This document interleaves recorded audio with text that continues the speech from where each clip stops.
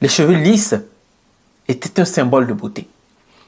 C'était un système qui était fait pour que, en tant qu'Africains, nous puissions oublier parce que les cheveux, c'est comme nos racines.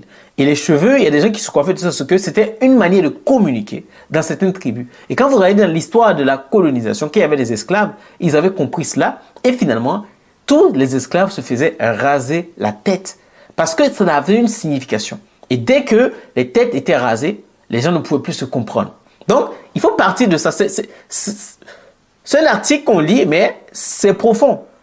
C'est pour ça que je dis que c'est un sujet très lourd. Il faut partir depuis la racine. Pourquoi en Afrique aujourd'hui, les gens n'aiment plus leurs cheveux, jusqu'à dire que c'est difficile à entretenir. Est-ce que avant nos parents, nos arrière-parents, nos arrière-arrière-arrière-parents, qui existaient même avant l'arrivée des colons, est-ce que leurs cheveux, ils ne les portaient pas? Ils n'étaient pas fiers de cela? Ils avaient une manière de les entretenir. C'est pour ça qu'ici, au même moment qu'ils demandent d'interdire, mais ils demandent à ce que ces acteurs locaux, dans ce domaine d'activité, puissent s'inspirer davantage afin de proposer des coiffures modernes ou modernisées à partir de nos racines et de notre culture. Pour de nombreux observateurs, cette mesure